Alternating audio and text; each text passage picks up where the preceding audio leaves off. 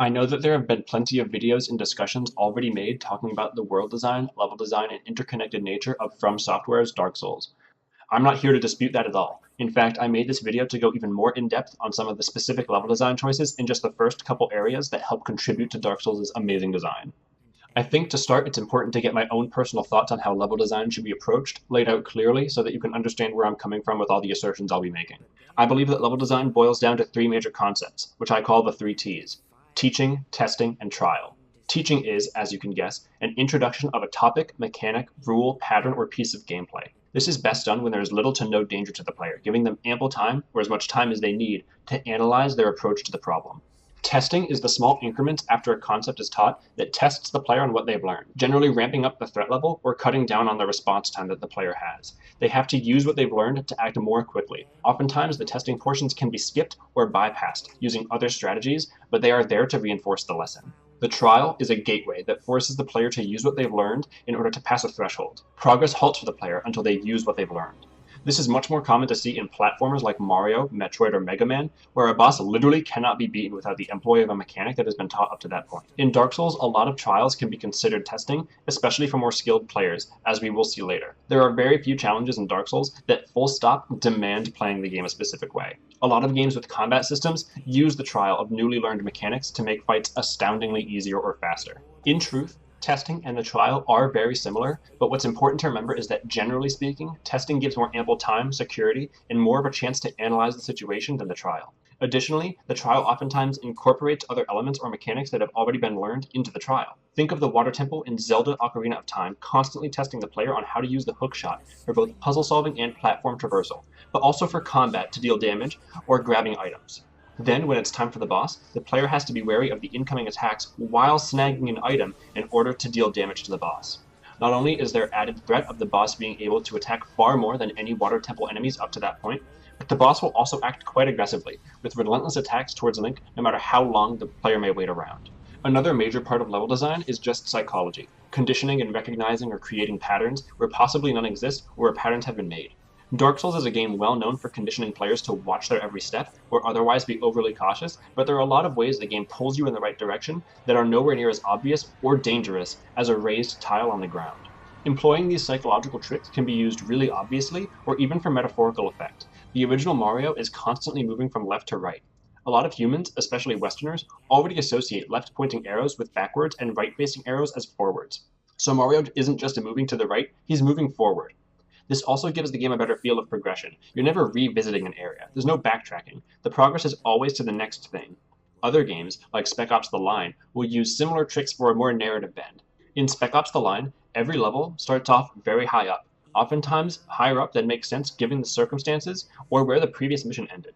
The level design and the story is focused on descent of the main character's mental state, and the descent of the main character physically into lower areas. Both the heavy-handed and subtle approaches are very effective, and there's a whole range of options in between the two and beyond. So, even here at the very beginning of the game, we start off in a very dark room. There's no light anywhere around us except for above. We then walk into a hallway where there are the messages on the ground that instruct the player, a new player, exactly how to play. But what's important to notice is that we are looking in for two things. One, we are always looking up and moving upwards, and we are always looking towards light. As you can see here, there's just a long hallway, torches at the end, which draw attention to the stairs that lead us to more torches and more stairs, more ways to go up. This is going to be one of the first of several different trends that are going to be playing out in Dark Souls, especially the earlier levels, is this constant pattern and repetition of looking for light and looking for where to go up. So then next, we come upon a room with nothing but a ladder, and as you climb the ladder, you come into a small circular room with, on one side, nothing but pure darkness, and on the other side, a well-lit doorway, again, reinforcing that idea of light means progress. And again, you have this bonfire that's in the dead center of a courtyard that is relatively bathed in darkness, except for the direct path from the bonfire to the stairs to the door. So now we have two ideas that are colliding. One, we have this idea of if you look up or look around your surroundings, you're able to get a better idea of what's to come. But not only that, what's arguably more important is that this is the first trial. And if the hallway at the very beginning that showed the torches as progress and light as progress, then all of the moments up to this we're testing, and then this is going to be the trial for that, because we're going to only be able to get out of this boss arena by going to a single doorway that is lit again on both sides by torches, and that will show the player and us where progress is and which direction we need to go. We then sit at the bonfire and go up again to a long hallway where we see 2 items. And again, we have this idea of items are light, and light is progress. Get to the end of the hallway, move up, and get the items. This is also a very important teaching moment in that it shows how some enemies have ranged attacks, and it shows that process of them taking aim and firing as the projectile moves towards us. What's important, though, is that this time it is this enemy in isolation, and there's nowhere that the player can go except for straight ahead to deal with that archer. This spot right here is also pretty important. Again, you have a relatively dark area, but Oscar is being bathed by sunlight. And so the player now has an understanding of there is something important in that room. It might not be an item, but there's something important in that room, and they need to find a way into that room. But the only gate is not functional. And so this now becomes the highest priority for the player, superseding progress until they figure out how to talk to him. You then have one of your first examples of a shortcut. This one shows the player that the bonfire in the courtyard is right there, juxtaposed with the 2 sets of stairs, one that's going up and one that's going down. The stairs that go up, as you might have guessed, lead to progress, but the stairs that are going down, if they choose to be that adventurous and creative, will lead to a shortcut. Now, admittedly, this trap is very difficult to see at first, if you're not expecting it. But there are some assurances already placed and given to the player to make sure that this does not hamper progress too much. So first off, they are already unlikely to be able to die from this wrecking ball, unless they've taken many hits from the Asylum Demon or the Archer beforehand. But even if they do die, if they've opened the door, then they have that easy access shortcut back to getting right where they were. But even if they weren't able to open the shortcut, they've most likely already picked up their weapon, which, if they so choose, now gives them an ample opportunity to go back and fight the Asylum Demon on more proper terms, no longer having to just try to swing at it with bare fists or a broken straight sword. They're now able to use whatever their class weapon is, which makes the fight astronomically easier. Not as easy as going even further forward and using the plunging attack like we'll see in just a minute, but still noticeably easier. Now, if the player is hit by the boulder and they don't get out of the way, they are able to either look at the ball and see where it actually goes, see where the path takes it, and more importantly, there's a sound that plays of the wrecking ball going through the wall. That sound is hugely important, and there's no way that the player can be far enough away from the wrecking ball as it hits the wall that they won't be able to hear it. The player now talks to Oscar, who is a character that is bathed in light, who will give the player the most important item in the Dark Souls game, the Estus Flask, which will allow them to heal. Oscar also gives the player a key, which is absolutely necessary in order to pass through and progress through the rest of the level. If the player tries to ascend the stairs without getting the key, they will be immediately blocked off on their progress and must go back to investigate. And again, they can't get to that gate that requires the key without the boulder coming down and thus exposing Oscar so that they can go talk to him. While most of the teaching in Dark Souls is not explicitly done through messages on the ground, this is a perfect example of one of these moments, where the player sees a message, has enough time or as much time as they need in order to understand the message and the mechanic that's being taught, and then immediately after they will have a chance to employ that on the Asylum Demon. It is by no means necessary in order to kill the Asylum Demon, but it is going to be hugely helpful. So the fight with the Asylum Demon becomes the first test of the understanding of a plunging attack, and we will see many more of these to come. During this test, the player gets some first-hand knowledge as to how much damage a plunging attack can really do, especially to a boss. And to further emphasize the point that this is an encounter that is supposed to further the testing of the plunging attack mechanic, the main door that the player first walked in the boss arena through is now locked. They now must go back through the stairs in order to get into the area where they can do the plunging attack again. The fight almost has to start by the player either taking a bunch of fall damage from messing up the plunging attack, or getting that big hit at the very start. And this next moment really hammers home this pattern of progress is shown by going up and looking for light. Even as the character enters the doorway, they are immediately darkened by shadow, further emphasizing this idea of the area that's in front of them being one of the brightest that they've seen since the courtyard, and an incline that leads directly upwards into seemingly nothingness. That's still the right direction to go, because it's still upward, it's still well lit, and it's still right in front of them. And now the game begins in earnest, dropping us at Firelink. Now you may be thinking that there's a very bright and well-lit area directly ahead of us, but we can't go that way unless we want to drop off of a sheer cliff. But what's important is that we're seeing another pattern at play here, and that is the pattern of NPCs, or other characters. Here we have the Crestfallen Knight, who is going to give the player some very important advice, similar to how Oscar gave the player a very important item in the Estus Flask. The Crestfallen Knight is going to tell us that what we're looking for is going to be one above us, and then a second one below us. But what's going to stick out to most players is that first one, the bell above, which now means that our subconscious objective is to be looking for ways to ascend. Reaching the highest spot on the map is going to be our next objective, because that's where we're going to find the first bell.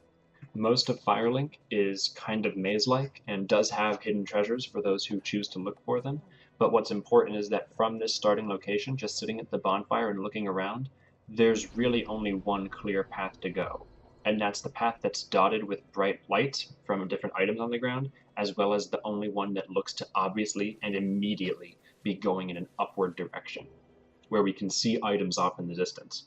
If the player does choose to explore Firelink, they will find staircases that do lead to higher areas, but again, because of the maze-like nature of Firelink, a lot of these stairways and passageways lead back into Firelink itself, or to shortcuts that we'll find out later. The adventurous player will be able to find some items that, depending on their playstyle, will give them a huge benefit, especially early on. But what's important to remember is that the player doesn't necessarily have to get these different items. It's not required. They could get to the bonfire, sit at it, look around, and see the exact direction that they need to go from the very beginning. In addition to the stairs and items in one direction at Firelink, we also have a bit of negative reinforcement coming from the graveyard. A graveyard that can only be accessed by moving down, either by falling or by going down a set of stairs. And what a player will quickly realize by going in this direction is that they are fighting enemies that are much stronger than what they were just dealing with the Asylum Demon and the different hollows that were in that direction.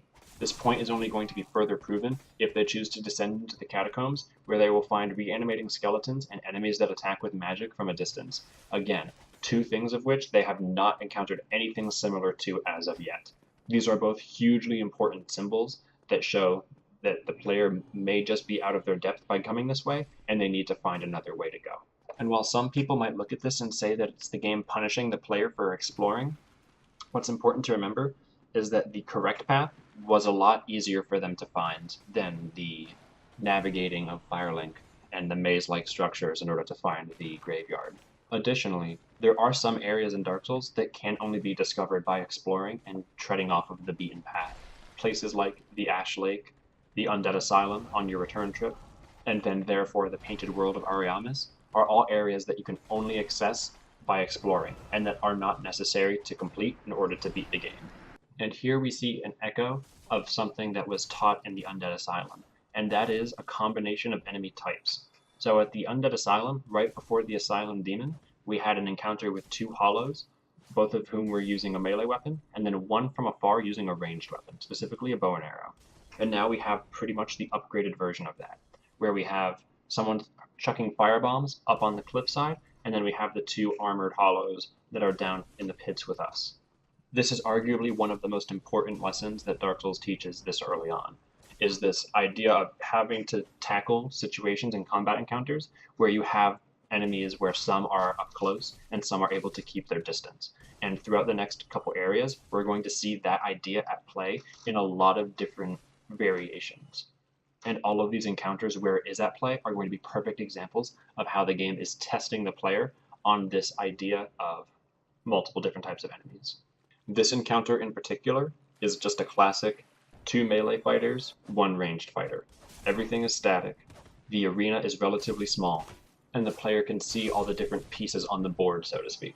Now with this rat and arguably some of the enemies that we just encountered on the stairs, we're going to have some of our first examples of having to deal with enemies that we maybe don't see immediately.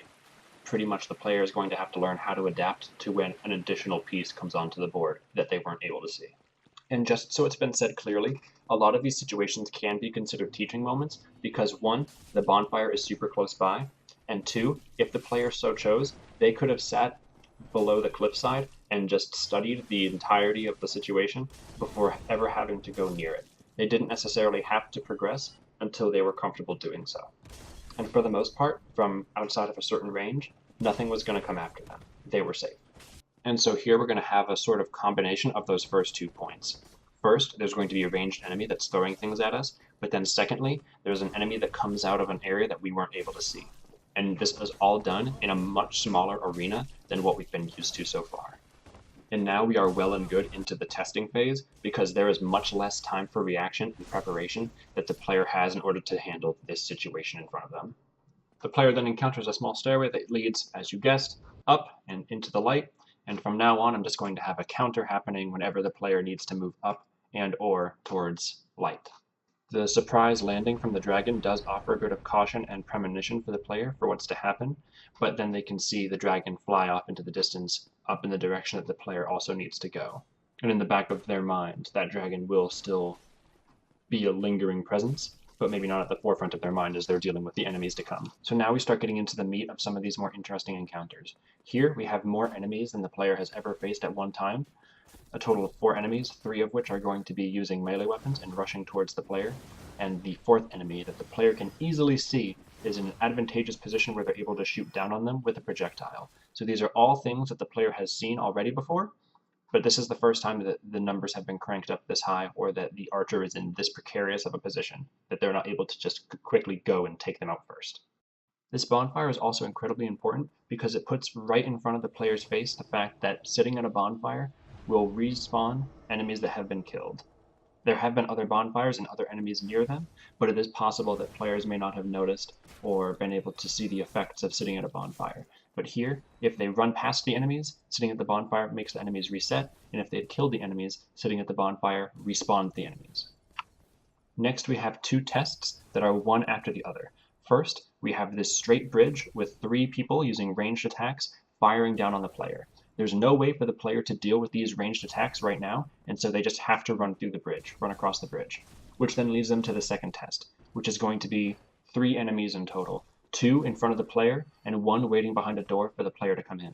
You then have a small room that's going to establish a pattern that's going to be seen a lot more later in the game, and that is just the pattern of single enemies or groups of enemies being in rooms that are full of furniture and relatively small and cramped. That being said, the furniture can be destroyed in order to help open up the combat space quite a bit. In addition to this, there's also an enemy that's just waiting on his own in a hallway to see if the player is doing some exploring. So not all exploring leads to treasures and items and wealth. Some of it can lead to encounters. Then the player has another encounter with 3 enemies, 2 of whom are using melee weapons, and 1 is using that ranged projectile that's not an arrow and has that explosive damage, the firebomb. But there's an important distinction with this fight. Once the player becomes closely engaged with the enemy that's throwing firebombs, that enemy will stop throwing and swap to melee weapons as well. And now all of the previous tests regarding ranged enemies have built into this one. So we've moved from having ranged enemies that the player can see to ranged enemies that the player knows are there but might be out of sight and as they run across that bridge. And now we have a ranged enemy that the player cannot see. And that ranged attacker will become a real thorn in the side of the player once they engage with the 2 melee enemies ahead. If the player chooses to get really into the weeds and goes down the stairs and really starts to engage with the melee fighters, some additional melee fighters may come out from the side that they were not able to see. Unfortunately for my example, the ranged enemy in this footage was caught on something and was therefore nowhere near as much of a threat or as much of a problem as he might be for new players.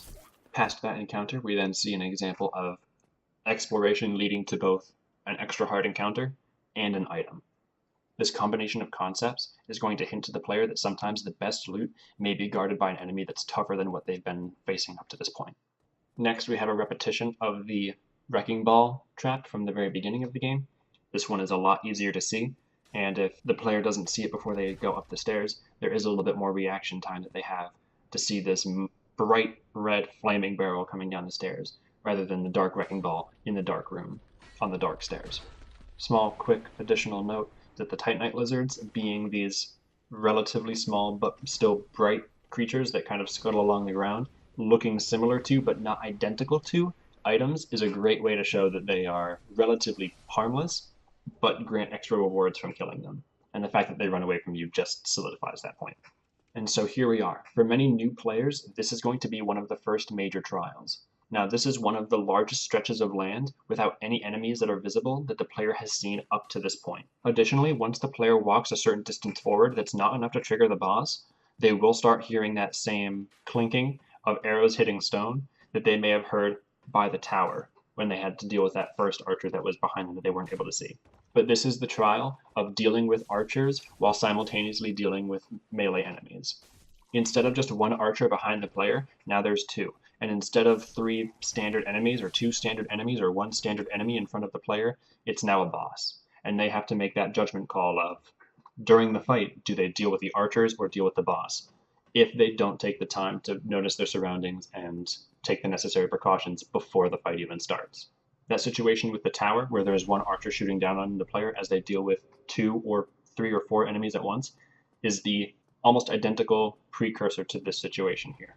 Additionally, this boss fight with the Taurus demon also acts as a further test of the understanding of plunging attacks for the player, because again, similar to the Asylum demon, you have a fight that is made significantly easier by using a plunging attack. In truth, I was hoping to get to at least the Bell Gargoyle boss with this video, but it has already gone away over the time that I anticipated. So I'm going to have to cut it here. Ideally, in the near future, I will have another part 2 that addresses the rest of the game up to the Bell Gargoyle boss fight. Now, some of you may be thinking that this entire time I've just been grasping at straws or recognizing patterns that aren't there. But even if that is the case and none of these decisions were intentional, it's still very important to recognize that all of these aspects of Dark Souls still help the player get used to the difficulty and to the world of Dark Souls, anticipating enemies, building up encounters, and guiding the eye towards progress. And these are all things that aspiring level designers might want to have in mind as they set forth and craft the experiences of tomorrow. Ooh, that was good. Anyways, thank you for watching and thank you for indulging me as I talk about one of my favorite games.